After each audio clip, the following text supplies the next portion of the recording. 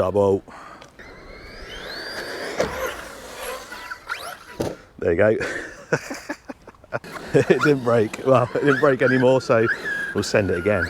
What is the record for the longest RC wheelie? Because I reckon the MT8 will do it. It's still going, still going, still going. This is the rival MT10 from Team Associated, and this video is not about this truck. However, this thing is an absolute beast. And I don't want to blow my own trumpet, but when I produced the first few videos of this last year, all of a sudden, the UK ran out of stock. I don't know how to put this, but I'm kind of a big deal. Anyway, the rival MT10's brother has just entered the chat. This is the rival MT8 from Team Associated. Let's have a look at it. The MT10 set the bar very high for durability and fun factor and control and stuff like that. I'm hoping the MT8 doesn't ruin all that work that the MT10 put in. Team Associated MT8, what a beast. There it is next to the MT10. So you can see it's considerably bigger.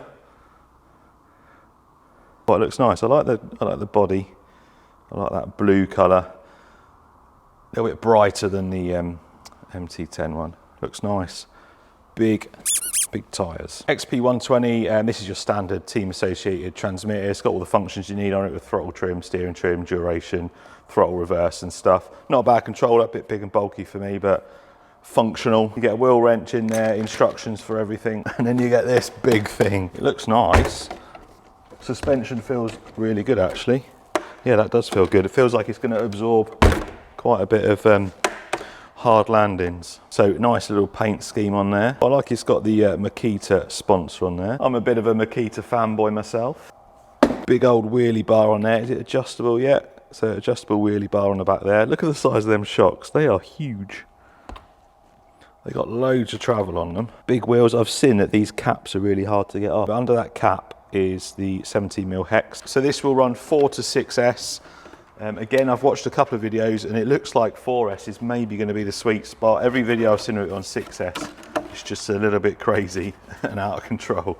There's your body. A little roll cage that goes from the inside there and comes out here. That should help hopefully with a few crashes on its roof. And then underneath, we've got a 2100 kV brushless motor in there, 25 kilo metal geared servo, nice anodized blue motor mount, chassis braces front and rear. It's a 150 amp ESC. Now, I've got a bit of a problem with this. Firstly, it's a single battery only, and that's quite a small battery tray.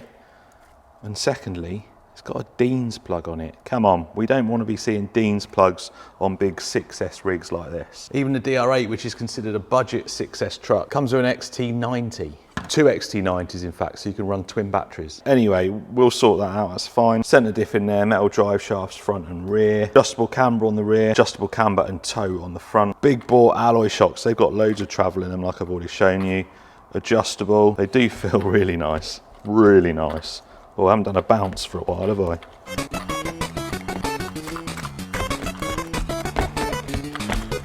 Yeah, that's better. You got front lights on there, look, front lights under there. We've got some rear lights there as well. So underneath we've got a metal chassis now. The MT10 has a plastic one. Some people prefer plastic because it doesn't bend. However, this looks pretty tough under here with these cutouts, these inserts, front and rear like skid guard. It may be okay, depending on how extreme you're going. While under here, you've got plastic front and rear A-arms. Again, I've seen a couple of videos of the rear A-arms breaking. I've heard that this shares a lot of parts with the Red Cat Kaiju, and I've heard the arms are a little bit better on that, or supposedly a little bit softer, so maybe a little bit better. We don't get Red Cat in the UK, and although physical trucks are hard to get, parts are a little bit easier to get from outside of the UK. Alloy hinge pin brackets there, both sides there, and then same on the rear, either side. That's good. We'll run this stock, but I can imagine the centre diff will need tuning as well, maybe thicker oil. Again, I've seen some speed run videos where the front wheels just balloon like crazy on 6S, but we will see. But ballooning tyres is good for acrobatics. Right, I need to see if I've got a 6S or 4S battery that will fit that battery tray. Then we're going to charge them up. We're going to go and do a quick speed run on, well, I don't know if to do one on 6S, but we'll do a quick run and then we'll take it for a bash. So the battery tray is actually adjustable, so you can adjust it extend it out. However, I don't need to. And this is a 5,600 milliamp hour 120C from CNHL. Fits in there perfectly. 4S. And then this is a 6S 4,800 milliamp hour from Volts. And again, in fact, it's ever so slightly short, but that fits in there as well. That 6S is pretty much the same size as the 4S. Just need to change out to an XT90, charge them, and then we're ready to go. Up and down, make a sound. Wow. We go left, we go right, both heads to the sky. Right, GPS on. 4S. How fast? Wow. Well, that's flat out on 4.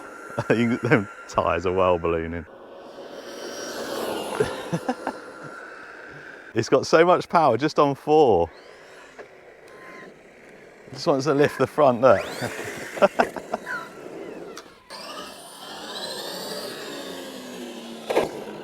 The steering, very sluggish. So that was 47 miles an hour. From what I've seen, I don't think anyone's got much on 6S, much more than 4S because of the crazy ballooning. But we got a lot of space here and maybe able to feed it in gently. That's full throttle. Full throttle. Oh, it's cutting out, I think. Yeah, it's cutting out on full throttle. Yeah, that's gone into limp mode. 52. It's obviously struggling on 6S to max out.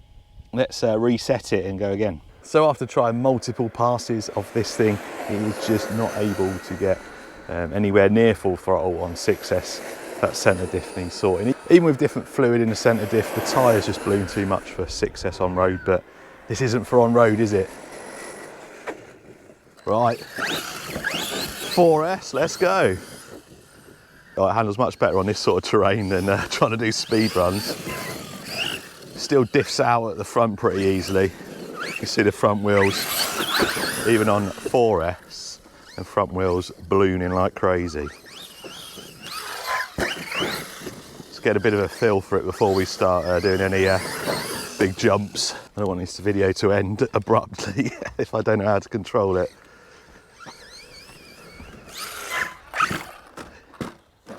Every time, eh?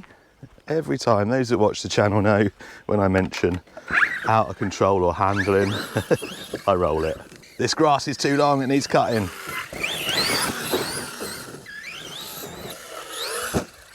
Oh yeah, oh, yes. Front flip, back flip.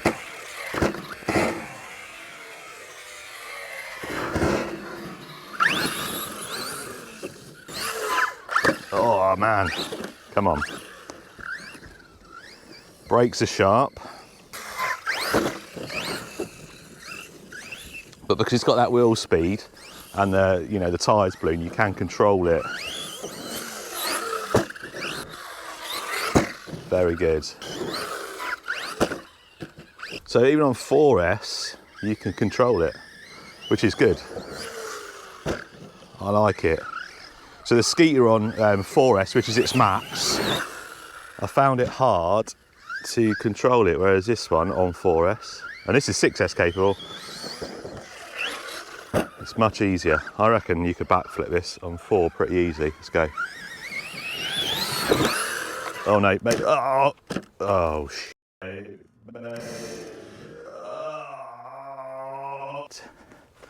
Well, there you go. I've had way worse landings than that. That was on the corner a little bit, but nah, that shouldn't do that. So, arms replaced. Now, a couple of things. The arms come in a full pack, 2 front, 2 rear, which is good that you get a full pack of arms, but it's more expensive. It'd be better if they sold them front and rear.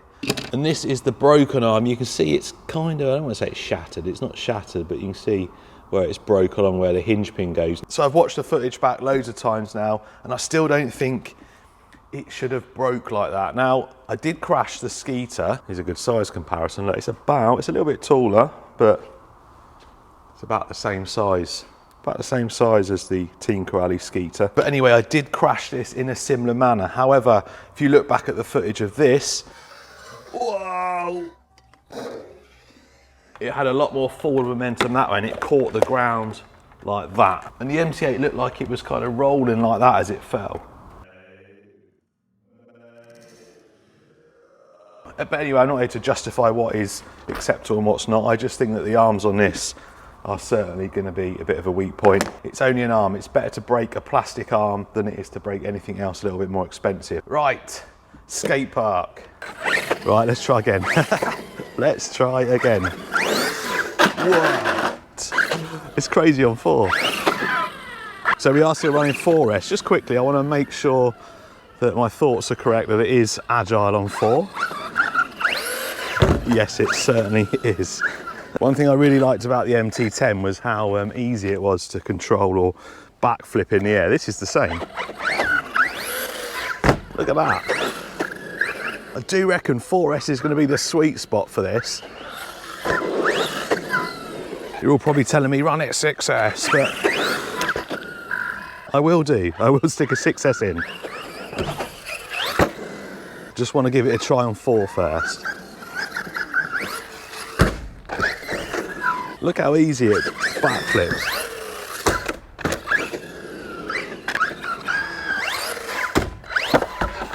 So the MT10 and the Corrali Kronos can backflip off this little one. So can the MT8. Oh. We got a bit more downforce now.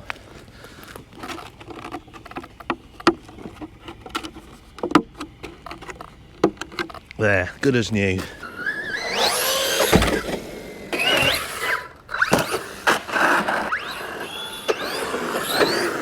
Whoa. Oh my days, that was so close.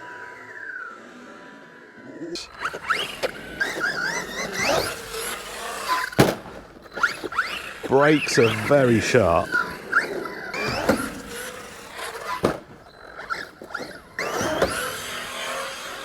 Double. Call my phone, hit my line. Only ones who down for line. Keep it super thumb my way. On the side, keep it super thumb my way. Right, let's stick 6S in.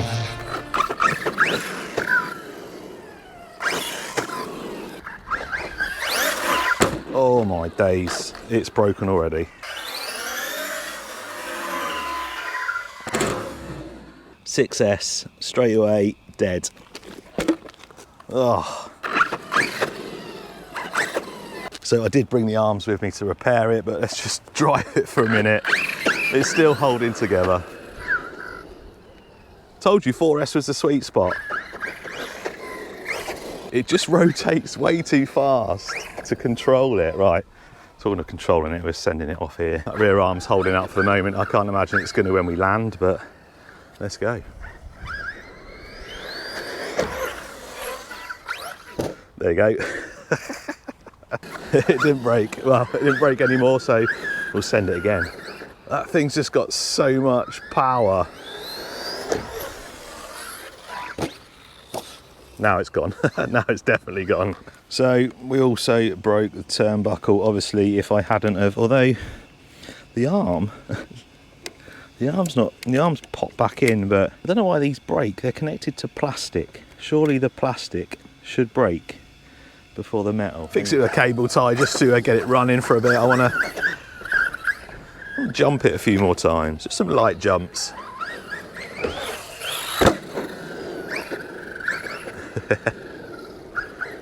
Cable ties or zip ties are your friend. See how long it lasts just with that cable tie on. Yeah, it was again an awkward landing off that backflip, but again it wasn't that high, and I've certainly jumped things and landed things harder than that, but it's a nice truck. Hopefully RPM will come out with some arms, and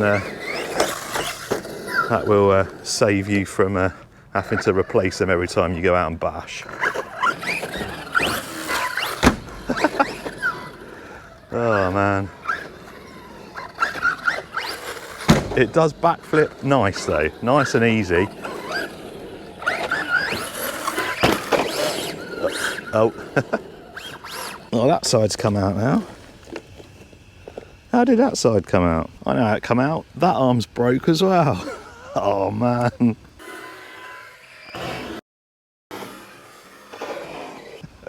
Right, yeah.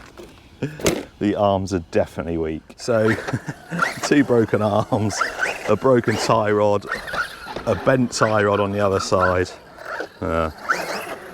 It's not good.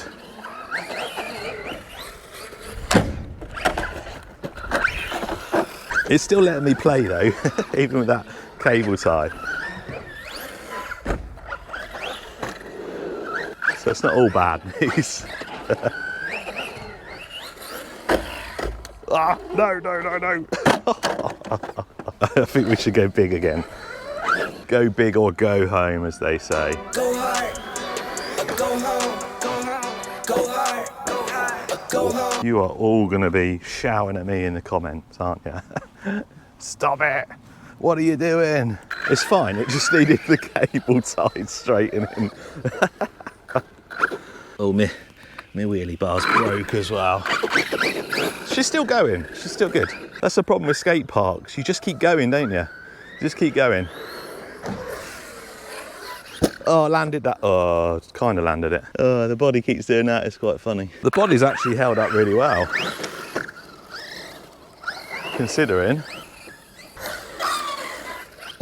Oh, that's a good landing. Finally.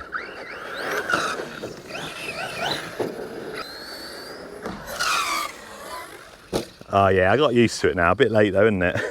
A bit late to get used to it now. Oh. Oh. Oh. Oh shit. Wow, that was definitely 100% my fault. Guys, I don't want to lose any credibility on how I've treated this thing today, although prior to that arm breaking, I think I was pretty fair on it. Gave it a fair test. That arm breaking kind of opened up the floodgates for me to just see how far we could take it. The cable tie or the zip tie actually held up better than anything else. So rear arm broke, tie rod broke, that rear arm broke, that tie rod is bent.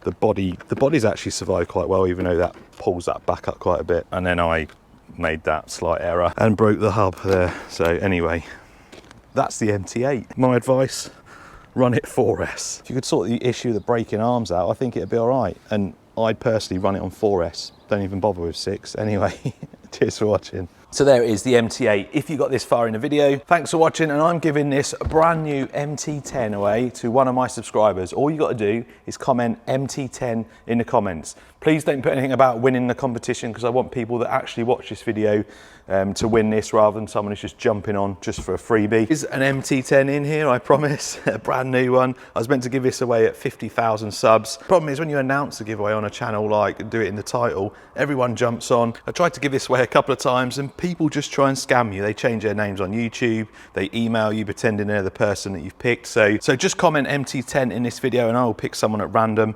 probably at the end of the month. Cheers for watching.